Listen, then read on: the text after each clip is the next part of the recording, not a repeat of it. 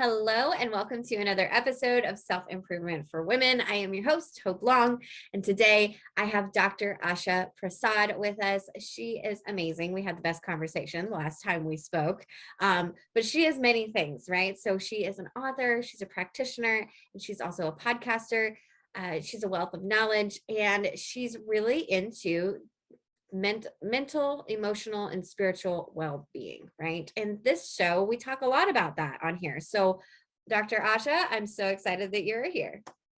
Thank you so much, Hope. I'm so happy to be here. I'm looking forward to our conversation based on our last time that we chatted with each other. I'm looking forward to today. Yes, yeah. Yes.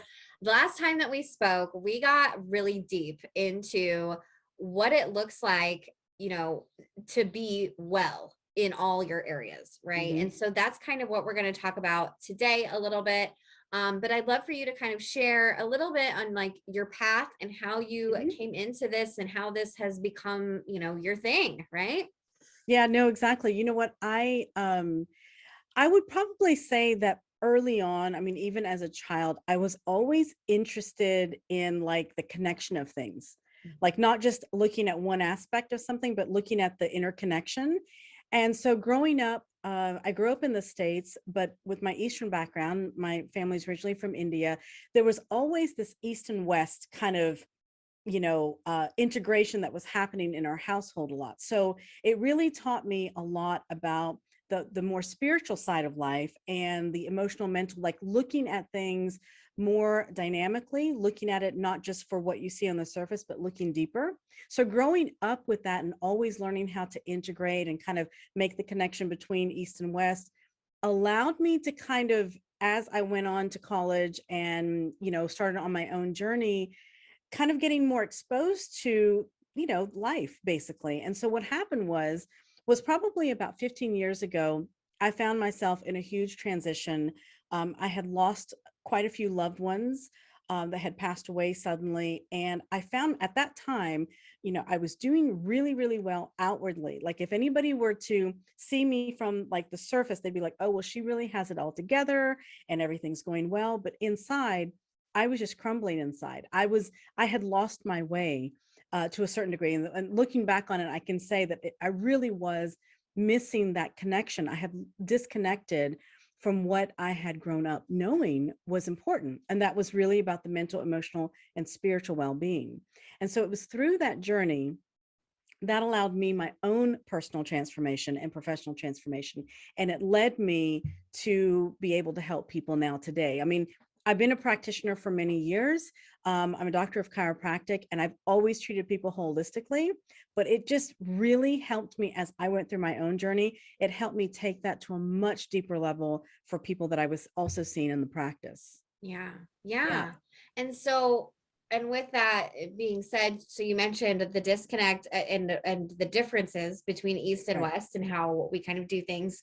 And I think from my perspective, I view Eastern culture as deeply spiritual, right? Yes. Compared to me growing up, Right. spirituality, not that important in my house. Right. It was kind of just like, okay, yeah, you can be spiritual, but this is what's really important, right? So there Exactly. wasn't a lot of value placed on religion or those kinds of things Right.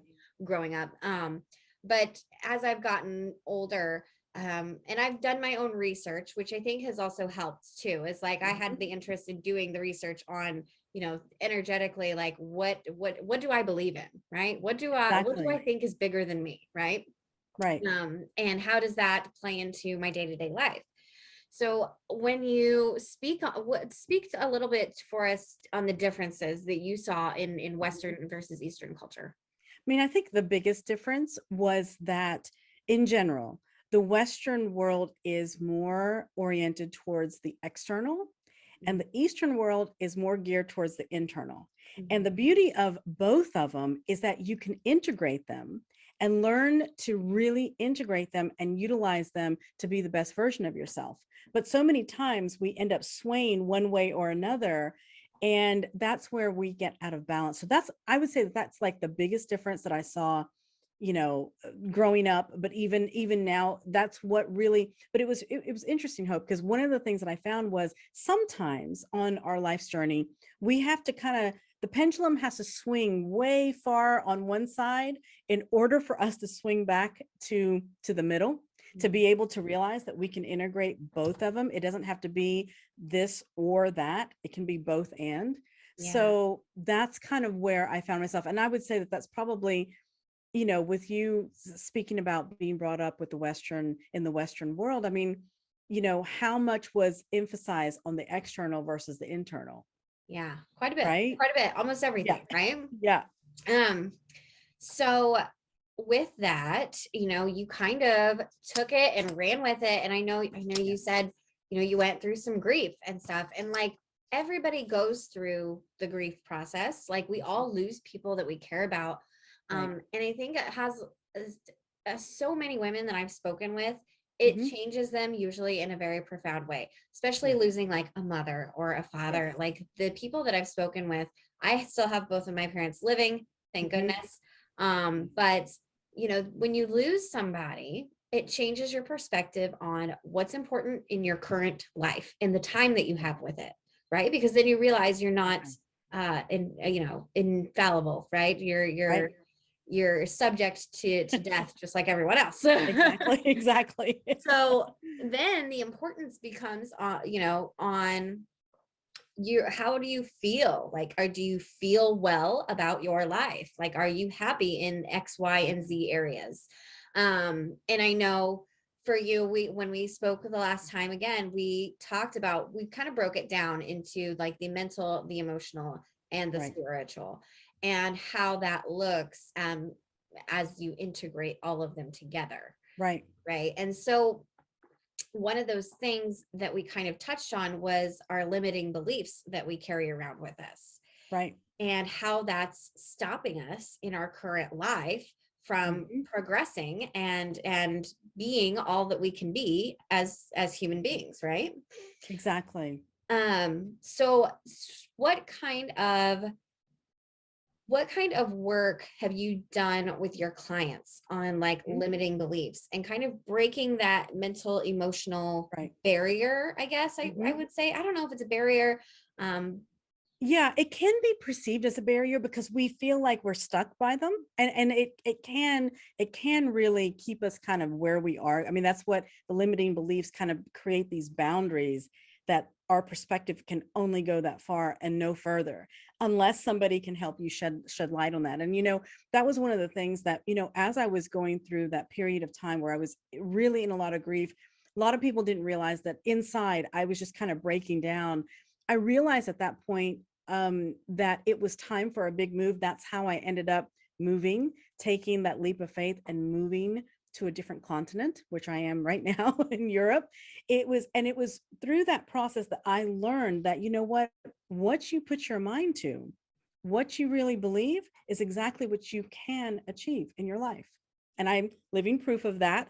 And so what happened is that when I work with my clients is I really like to break it down for them to find out, what are they really feeling on a regular basis? What are they really thinking about on a regular basis? And sometimes we can think that, oh yeah, I think positively. I think, I speak to myself lovingly.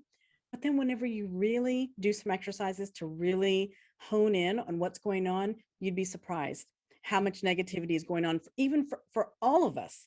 All of us as human beings. There's a part of our brain that just automatically filters the negativity a little bit easier than the positivity, unless we are doing things to re-emphasize that positivity and be able to break down those barriers or their limiting beliefs. And it's quite interesting. Yeah. It's funny because I was literally having a conversation with somebody this morning about how our brains speak to us.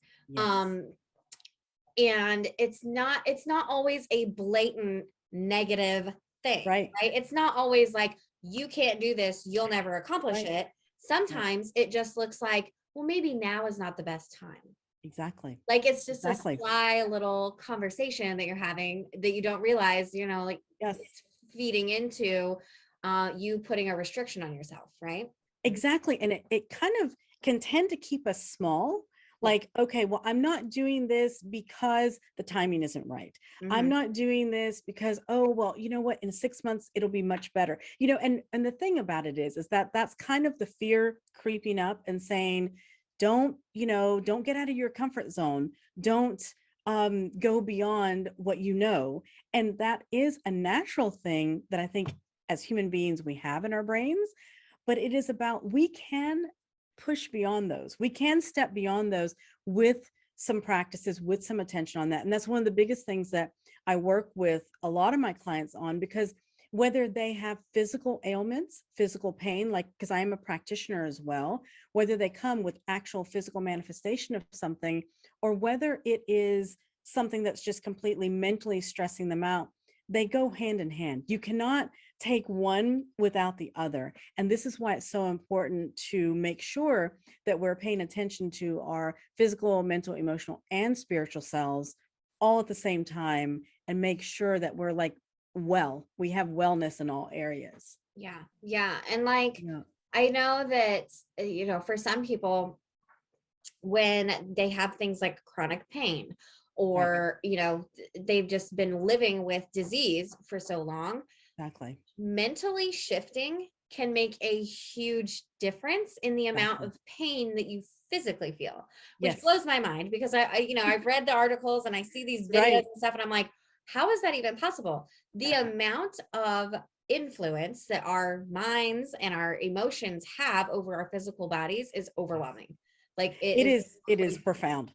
It is, it really is profound. And once you open up to that and you start looking at it and start realizing that, hey, wait a second, there's so much power. I mean, you can have a terminal illness and still be very conscious and aware and very positive and help yourself in a healing process, whether it is fully possible on the physical level at that time, or even if it's on the mental, emotional, and spiritual level. There is so much healing, and that triggers certain hormones and certain production of enzymes and those kinds of things in the body that reduce the pain. And it has been proven. I mean, you've read the studies on it, and it's fascinating. Yeah. So I think it's one of those things that for everybody, and that's one of the things that I saw after being a practitioner for many, many years now, how that can shift for somebody when you open up their minds to, hey, wait a second, I can actually do much more for myself, for the good of myself, than any pill or any medication can do. I mean, there is a time and place for that, obviously, Right. but there's so much healing that we can initiate for ourselves by working in this way. Yeah. And to speak Yeah. to the alternative, your thoughts Mhm. can also make you sick. Yes, So absolutely. excessive stress, Yes, excessive worry, and anxiety is exactly. detrimental to your physical body, because Yes. you're in this state, right? Like, you're in this what, fight or flight Fight or flight, kind of exactly. state, Yes. and prolonged being in a state like that for a prolonged amount of time, um it's not going to have a positive effect on your body. you know Exactly, exactly. I mean, that's the thing. Like, we have our nervous system has like two, if we want to say two kind of separate sections of the nervous system. And we're talking about the autonomic nervous system is what you're talking about right now. And you have the sympathetic, which is the fight or flight, and the parasympathetic, which is really rest and heal, basically. And when you're overstimulating the sympathetic, which is the fight or flight, and you're constantly under a lot of stress, you're in negative situations, you're speaking negatively, your self-talk is negative, you're going to be triggering that on a physiological level. Heart rate's going to go up, blood pressure is going to go up, you can't sleep very well. It really, you're prone to unhealthy habits of eating and sleeping and all these kinds of things if you're not stimulating your parasympathetic system on a regular basis through different a variety of ways. Then you're constantly getting out of balance. And when that takes over, it's going to make you physically ill. It, right. it really, it really does have that physical, because your body believes exactly what your mind tells it. Yep. 100%. Yeah. Yeah. It's very and that's something that I didn't know for a while, until I got into Right. kind of like the law of attraction and like how energy works and those Right. kinds of things. But it really does boil down to what you think about, you bring about. because Exactly. That's your so true. mind is the most powerful thing on the planet. It is more Exactly. powerful than anything, like a jet engine fuel. It's more powerful than that, right? And Exactly. we don't give ourselves enough credit withholding this amount of power, right? And so we It's kind of so true. we go through the motions every day. We get up, we go to work, we come home, we do the laundry, we feed the kids, we're going to bed. Like that's what we do, Exactly. right? And Exactly. No, but it's so true. And you know what I think also, Hope, is that what makes it even more powerful is when you learn how to connect the mind and the heart, the mind and the body, the mind and the soul, whatever way you want to word it. I think that integration point that's when you really, really step into your empowered state. And basically anything's possible at yeah, that point. absolutely. Yeah. So let's dive in then with all of that prefacing our conversation. Right. Um, let's dive into conscious and subconscious, and Mhm. then our limiting beliefs that we carry around with us, because Right. we all have them. Absolutely. It's not like some people just walk around and there's sunshine and roses and everything's No, perfect in their world. Okay, let's no, be real. We're all subject to being human. exactly. So we all have different limiting beliefs, and again, we kind of talked about how they can be kind of sneaky. Right. But there's subconscious and then conscious limiting beliefs, and Right. there is a difference here. So if you could dive into that for us just a Yes. little bit and kind of give us some background on that. Definitely. So we have, the subconscious and the conscious part of the brain. So subconscious is really, it's kind of like a sponge. I tend to think of the subconscious is constantly there, soaking up everything, taking in all the information. And especially like whenever we're children, probably till about the age of 6 or 7, we literally are like a sponge. So we're just taking everything in, and our filtering system doesn't work as well. So we can't really determine what is good, what is bad, what is positive, what is negative. We just take it all in as the truth. Okay. So about 95% of our thoughts and that get triggered are in our subconscious. Now, our subconscious mind, it has a wealth of knowledge. If you compare it to a computer, it's kind of like your operating system, like everything that has everything saved in it. You don't have to really think about it consciously of how to make it work. You turn it on, the few things that you need to do. Whereas our conscious is what we are taking in with awareness, that Mhm. we are really aware of what is happening. Now, a lot of times what happens is we get information coming in, it gets filtered very quickly through the RAS, which is the reticulating articular system. I don't want to get too technical with you, but the thing is that the activity system, basically it gets filtered through there, and then it kind of gets into the safety and survival mode. It gets translated into that, or it gets translated and saved as, something that's calming or peaceful.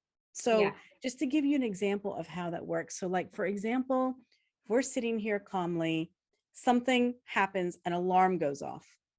We are going to get, our subconscious is probably going to trigger something on a subconscious level that says, there's danger.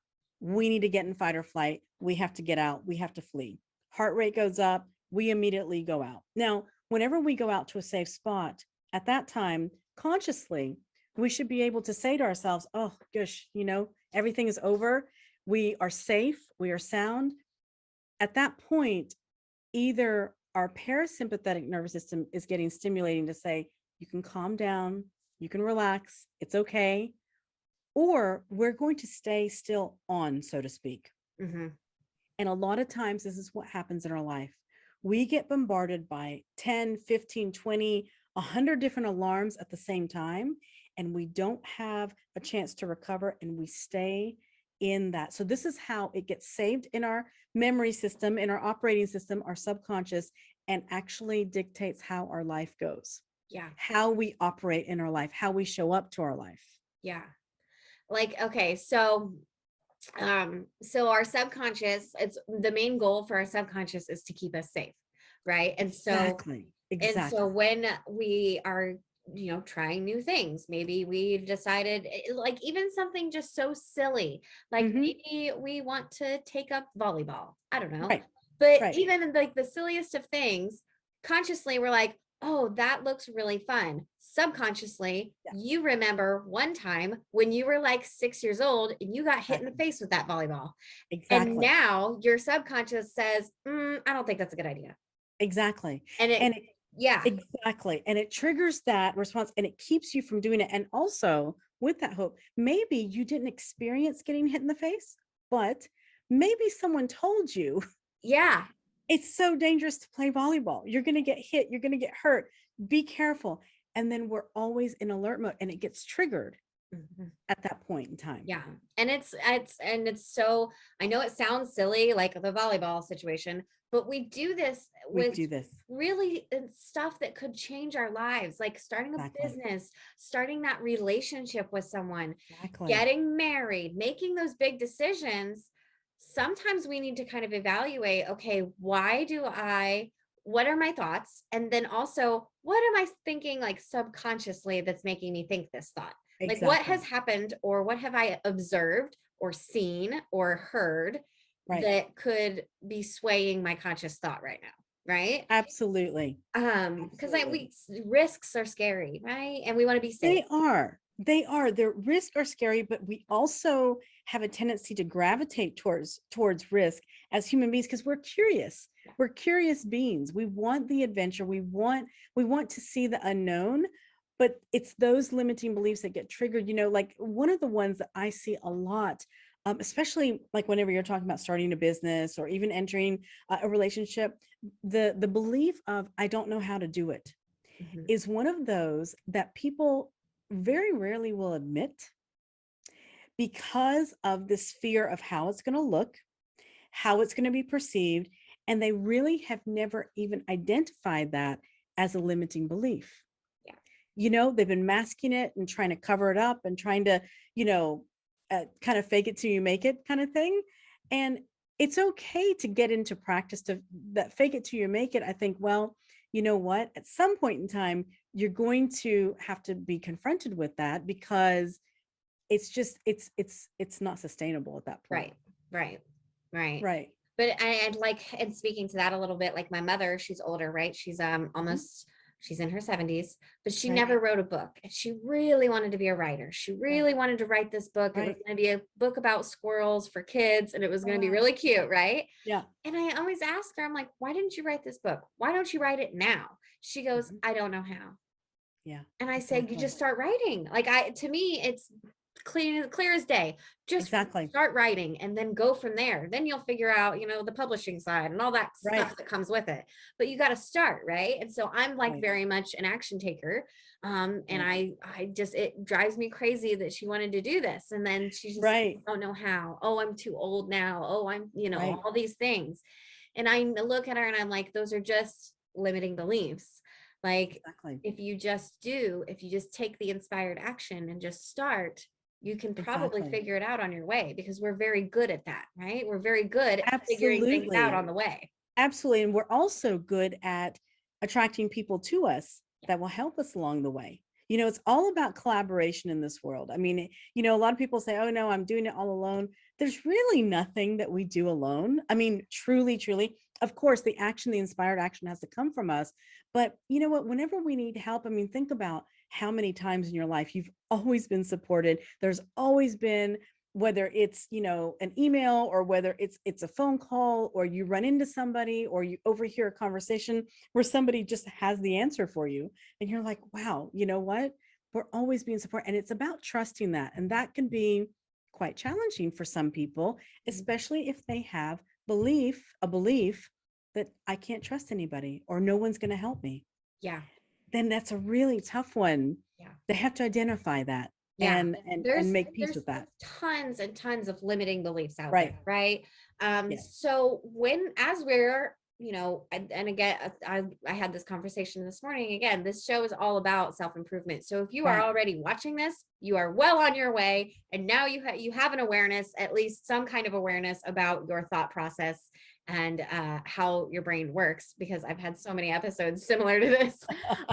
But as we are kind of, in this watching this battle now, right? We Mhm. have this awareness. So we're watching our battle. We're watching the Right. subconscious and we're watching the conscious. kind of duke it out, right? And like how Right. they interact. How can we navigate through this? What do Hmm. we need to implement in our lives to be able to do the hard, scary things, jump over that limiting belief or break through that limiting Right. belief, to get to the other side, right? That's a really great question, Hope. And one of the things that I think is like one of the best places I find to start is to first start looking at what you can find gratitude and what you can be grateful for in your life right here and right now, no matter how terrible of a situation you may be in, or it may seem like. There is always something that we can be grateful for. And what this does, practicing gratitude and gratefulness, will help you start to shift your own process, your own thought process to a more positive, to look at the glass half full rather than half empty. And it's such an important aspect of being able to shift these limiting beliefs. Yeah. Because when you start to be grateful, so like, for example, when you were using the example of your mother, for example, it's like if she were to shift and be like, wow, I'm so thankful that I have this fantastic idea, that I have this idea for this book, that I have that, whatever, anything that she can find. And it may take some time. I've worked with people over the years that have had a very difficult time accessing that gratitude within because they've never looked at their life like that before. Right. But it's one of those things that I highly, highly recommend. That would be the first thing that I would recommend. Yeah. It's to I practice gratitude. And I think something that like, and I've talked to my mom about this, Right. but like one of the things that, I tell her, when she was like trying to shift she's been trying to do better, right? And to, like to Hmm. change her perspective on things. And one of the things I tell her, okay, so you don't know what to be grateful for. Well, like she's like, well, yeah, but I mean, like, I'm grateful for you kids and I'm grateful for this and I'm grateful for that. Right. I'm like, yeah. I was like, so Exactly. sit with that for just a minute. Like just Exactly. take 2 minutes, literally 120 seconds. Sit Yep. with how you feel about your kids. Exactly. And like you will notice the trajectory of your day is going to change just from 120 seconds of sitting with, oh my God, I made this person and this person is doing this now. And like Exactly. they said this nice thing. And because it seems really simple. But it just is that It is. simple. I mean, it is, you know what? And it is true. What that does is it helps us it opens up on an energetic level, it opens up our heart energy. Yes. Okay.